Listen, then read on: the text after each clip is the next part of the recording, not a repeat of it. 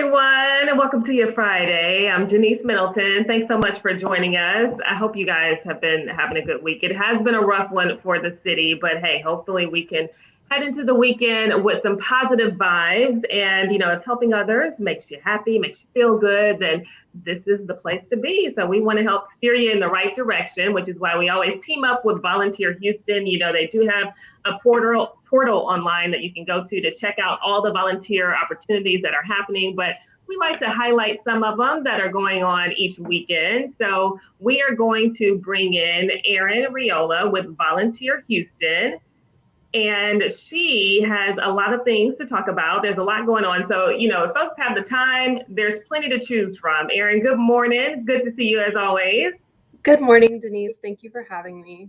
Of course. So what do we have going on tomorrow for folks to get involved with? Yes. So to start with, there's some volunteers needed for the Houston Auto Show with goodness gracious, sorry. Ronald McDonald House of Center of Charities of Greater Houston and Galveston. They have a booth going on at the Houston Auto and Boat Show, and they have activities for kids to win prizes. They can spin to win prizes, a soccer kicking inflatable, and the Ronald McDonald Caramobile and the Ronald McDonald's red show car will be on site. And so today they're going to be there from 12 to 9 p.m. And Saturday, they'll be there from 10 a.m. to 9 p.m. and Sunday, 10 to 6 p.m. And they'd like volunteers to work 4 to 5 hour shifts for that. That sounds fun. So what can volunteers expect to do when they get there? So volunteers there will be helping to run the booth and the activities with the kids. And if you would like more information, you can reach out to Karen Loeffler. And her email is LAFLEUR@rmhcghg.org. All right. And do they need to bring a mask? Are there any COVID protocols to keep in mind? As far as I'm aware, it would probably be advisable to bring a mask since it is a large auto show and boat show. So I imagine the COVID protocols will be the same as the Houston Auto and Boat Show. Okay. And is that going on Sunday also? Is that yes the final day for it? Okay, good. Running Friday, Saturday, and Sunday. So that is happening this weekend. It seems pretty flexible. I would sign up and check it out. Yeah, because the weather is going to be nice this weekend also. So that's great. Are there any outdoor activities that folks can do as well? Yes. So there's some weekly food distributions happening with the Epiphany Community Health Outreach Services, and that will be on recurring Tuesdays. And so those are weekly drive-through food distributions that are open to anyone in the Houston area. And they'll be offering fresh meat, dairy, and produce. Volunteers should arrive at 7, and masks and gloves are currently required. But the Houston Food Bank, and they will also provide those if you don't have them. And that would be something that's, outside, you can enjoy the fresh air and know that you're helping people. All right, awesome. So is there anything else they need to keep in mind for the weekend? Because I know some folks like to, or perhaps they can't figure out which one is best for them. So they like to have a lot of different options. So what should they keep in mind when they're trying to consider, which opportunity they want to get involved with or which event they want to get involved with? So I would recommend thinking about if you're interested in doing something that would be more virtual or in person. If you're looking for a virtual opportunity, you can search for remote opportunities on the Volunteer Houston portal, and that's volunteerhou.org. You can filter by interest, and that includes like remote, or maybe you're looking for something that's arts and culture related, or maybe you're interested in supporting refugees. And if you go to the needs in the Volunteer Houston portal, on the left side of the screen, you'll see a bar that highlights some of the more common interests, and it includes refugee support, environmental donation drives. And I know that there's some needs for mentorship programs for refugee support. And YMCA International Services and Pair Houston both have needs for mentors for middle and high school and college access programs. And that would be something that would happen over Zoom primarily. And so if you're looking for something that's kind of a long-term commitment that you can do and give support to refugee youth or young adults, that would be a great way to do it. And you can do so safely because it's over Zoom. So that would be something to consider. All right. Well, let's talk more about the refugee support. What are some of the other needs there that people can get involved in? Mm-hmm. So Free Wheels Houston is an organization that gives bikes. They take bikes, they repair them, and then they give them to those who might need a means of transport. So that is something that they'll give to refugees and also to veterans. And so you repair this bike, and that will help get someone to work and school and other destinations. And they've got all the tools and the parts that you need. And the volunteers enjoy sharing their knowledge with others. So they will ask if you've been vaccinated, and they'll ask you to wear a mask if you have not been vaccinated. And those needs happen on Fridays and Saturdays from 9 a.m. to 12 p.m. All And that's right. at I'm Free sure. Wheels. Yeah. And are there any other weekend opportunities? I know there are several ongoing things that people can get involved with, but is there anything else that's happening to this particular weekend? Mm-hmm. So I know that Interfaith Ministries for Greater Houston will have needs for refugees sometimes on weekends. So some organizations will have Fridays and Saturdays, they'll want folks to come and sort donations. And some of the organizations that have those needs at the moment would be like Interfaith Ministries for Greater Houston and the Alliance. I recommend checking it out because sometimes the shifts can change from week to week. All right, well, good to know. Thank you so much, Erin. We'll check back in with you in just a moment. Right now, we want to talk about some other ways that you can get involved. It is National Blood Donor Month, so I want to go ahead and bring in Cameron Palmer. Good morning to you. He's with the Gulf Coast Regional Blood Center. Thanks so much for joining us. Yeah, thank you for having me. Good morning. How are you? Yeah, good morning. I'm doing well. So I know that there's been an ongoing blood supply shortage, but talk about what it's been like for you all to maintain that blood supply for patients there. Well, currently, the American Red Cross did put out, a massive shortage, nationwide. However, Gulf Coast Regional Blood Center is not affiliated with the Red Cross, and we are meeting our community's needs. We are the main suppliers of blood right here in our community. We supply blood to the largest medical center in the world, the Texas Medical Center. And right now, we're doing pretty well. We're being able to meet those needs. However, those needs are always constant. Every day we need 1,000 units, just to meet the demands of our hospital. And, for National Blood Donor Month, we're encouraging donors to try to, donate more frequently for 2022. And why is this month so critical to donate? Well, we're coming out of the winter months. We're coming out of the holidays, and flu season's upon us. COVID, we have a spike in Omicron virus. People are coming out of the holidays, so we typically see a decline in donations because of this. And a lot of our organizations and partners that we've been doing blood drives with have actually gone to remote work, and we're seeing a decline in a lot of our at-home workers. So they're not donating as frequently, just because it's the convenience of walking into a conference room and donating blood, or walking into one of our donor coaches. It's the convenience isn't there anymore. So we're making an effort to, reach out to our at-home workers to make an effort to donate at least twice for 2022. So we can get our supply up. We can, supply those hospitals every day, because we never know what the winter's going to bring. Hurricane season is right around the corner. We don't know, any unforeseen emergencies that are going to arise. So it's really critical that, we have these blood on the shelf for patients in need. Yeah, I know some people may not think that they can make much of a difference, but even donating once, I mean, it can save lives.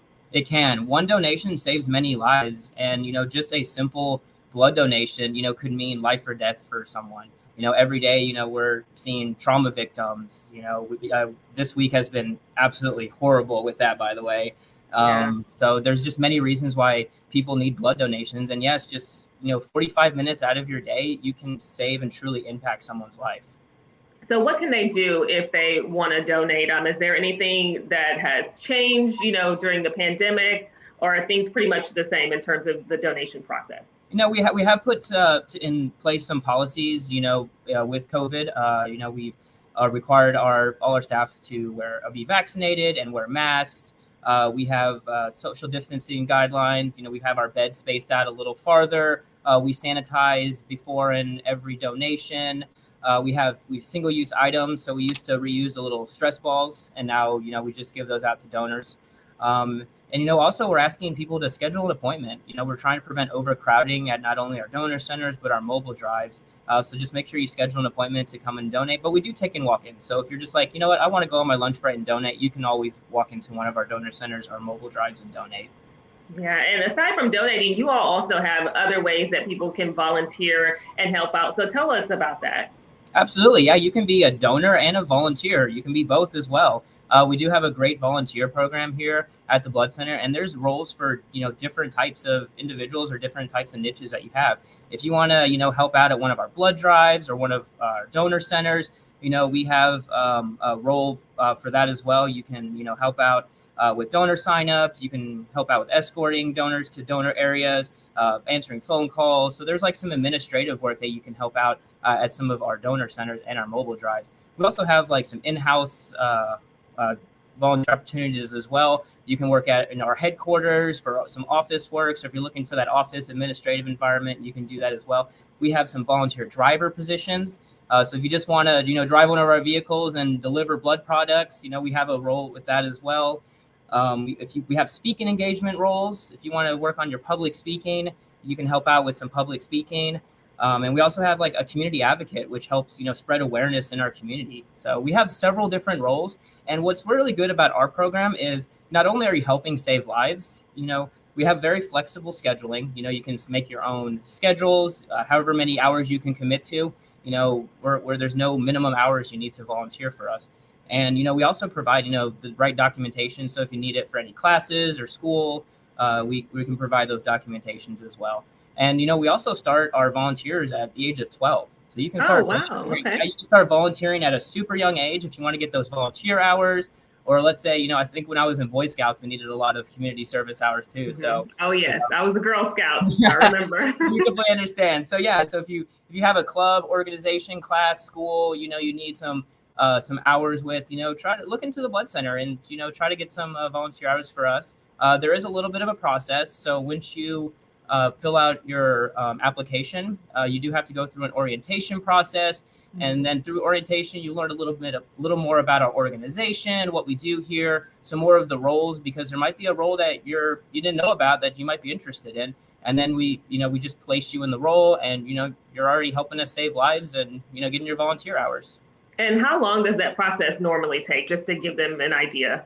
So once you fill out the application to want to volunteer for us, then we just schedule an orientation date, and then the orientation is just one day. So you can technically go from orientation to volunteering if you really wanted to, if there is a spot open. But it's a really quick process, and we have a great group of volunteers that help. We have volunteers that help out almost every day as well. So like I said, it just depends on how many hours you want to commit to, and there's no minimum hours. And also, one thing I do like to put out there, you also can get benefits of call them our Commit for Life points, and you can actually get Commit for Life points, which you can spend and redeem in our donor reward store for like gift cards and everything. So gives that's pretty cool. A 12-year-old getting like a $10 Target gift card is like $1 million to them. Yes, hey, adults too, They are, absolutely. So yeah, so if you're interested in some volunteer opportunities, you can always check out our website at giveblood.org, and there's actually a list of all the opportunities, and find one that works best for you. And if you have any questions, you can always reach out to us, and we're more than happy to answer any questions you have. That is awesome. And with the pandemic going on, are there any things that they need to keep in mind? Do they need to be vaccinated? Do they need to bring masks whenever they go to these different or are in these different roles volunteering? No, we don't ask for any sort of like vaccination or anything, but masks are always strongly recommended, especially for inside setting where there are multiple people. So masks are always recommended, but right now we don't have any major COVID protocols for our volunteers. And do you have all the volunteers you need right now, or how many are you looking to fill in the future? Well, right now we're always looking for more volunteers. We host 7,000 blood drives every year. We have 17 donor centers throughout our whole organization. So there's always opportunities for volunteers in our organization. There's always opportunities to get the hours you need. So we're always in need of volunteers, and we're always in need of blood donors as well. So if you can do one or the other, or you can do both. All right, sounds good. Cameron, thank you so much for speaking with us. I appreciate it. Absolutely. Thank you so much, Denise, for having me. This was great. All right, and we have one more guest that I want to bring in. Misa Wind. Hey, good morning. There we go. So she is with United Against Human Trafficking. We're so glad to have you with us. It is Human Trafficking Awareness Month in Houston. So tell us about that and why this month is so important. Sure. So January was founded as HTAM, as we like to call it locally, in 2007 by our agency, United Against Human Trafficking. And nationally, it was recognized by President Obama as National Slavery and Human Trafficking Prevention Month in 2010. So locally, human trafficking, HTAM 2022 is still going strong this weekend. I'm here to talk about Cause Connection, which is our inaugural event where Houston can come meet our Houston Rescue and Restore Coalition, our local anti-trafficking community. So if you've been waiting for an opportunity to connect with various agencies to find your role in the movement, where you can volunteer, where you can contribute, this is a great event. We're going to have 12 of our members out there, and we're also going to have some local vendors who are engaging in social enterprise. We're excited to have, Filey Vegan Macaroons. We have Kindred Books, for example, and Uncommon Bees. So a very diverse range of things. So you can come check out, learn about human trafficking organizations, sign up for volunteer opportunities, and get a little shopping done as well. Hey, I love that. Can't beat that. So tell us about some of those volunteer opportunities and what they would expect, if they were interested in signing up. Sure. We have a lot of our agencies or coalition members engage in various aspects. So I'm going to just speak to United Against Human Trafficking's opportunities. So our agency primarily focuses on prevention as well as outreach opportunities. And there are some opportunities to, support events. For example, we've been at 80 Players this week for a play. So we've been tabling, sharing awareness and materials with attendees of this play called No One Owns Me. And that's running actually for the next 3 weeks, but we'll be there through Sunday. So people want to come out and see a play and learn more about trafficking. That's a great way to do that. But regularly we have opportunities like business outreach. Let's say, you want to spread awareness about human trafficking so that more people can identify a situation or report something that they think is human trafficking. We do this outreach so that we can talk to business owners and seek their permission to put up posters or put up pamphlets and handouts about human trafficking, because we were really founded on this principle that if people don't know that human trafficking is a problem, then how can they begin to identify, how can we identify victims and survivors of this crime? And so that's one of the ways that we do that. We have a process that you have to go through to become a volunteer. And that is, first of all, filling out an application. So going online to our website, which is www.uaht.org. And when you go to the About menu, you can drop down and click on Volunteer, fill out an application. Our amazing community engagement coordinator will respond to you and get you into our next orientation, where we talk and discuss what is human trafficking, what is that context, and how to engage in these various opportunities. So besides business outreach, we also have outreach opportunities where you can engage with our case management team. That's something that we're currently building. So we're looking for individuals who are really interested in doing that kind of outreach, where you can literally be going out on the street or going into the community and hoping to identify or reach individuals who could be in vulnerable situations and exploitation. And I forgot to mention, to become a volunteer, you also have to undergo a background check, because this work is not easy. It's right. Very serious. And so we want to make sure that individuals who are going to be engaging in work, say in volunteer outreach opportunities with our case management team, are prepared to do so. And are there any projects that you guys are working on? Because I believe there was one where, you needed volunteers to fill in cracks with red sand. Tell us about that. Well, yeah, that is also one of our great ongoing volunteer opportunities. So again, it's a piece of awareness where we partner with a program called the Red Sand Project, founded by an artist named Molly Gotchman. And she's also a local Houstonian, but she, travels the country and internationally with her art. And so she founded this project where you simply take red sand and you fill in cracks in the sidewalk or in the pavement. And it's almost like a meditative activity. And you can do it obviously we want to do it in public places. So we've done it on public sidewalks in the Heights, in the Galleria area, in various neighborhoods across Houston, as well as college campuses. And it's really a conversation starter. So as people walk by, they'll ask you, what are you doing here? And so you can explain that the red sand is to signify the human trafficking that is going on in our city and across our nation and the world. And we also like to chalk facts about human trafficking on the sidewalk so that people can read them if they don't necessarily want to engage with our volunteers. But you'll be surprised to find that quite a few people will stop and talk with us, ask questions. And so we'll share the hotline number, and it's a great point of awareness. I love that project. Misa, thank you so much for joining us. I mean, it seems like there are so many different opportunities for everyone to take advantage of. So we appreciate you all for coming on this morning. Cameron, thank you so much as well. Again, if you all are looking to get involved and you want to look for different activities that are going on, you can always head to volunteerhue.org. And of course, we will be here every Friday at 11 a.m. So be sure to tune in. We hope you guys have a great weekend. Bye-bye. All right. Thanks for having us. Thank you. Bye. Thank you. Absolutely.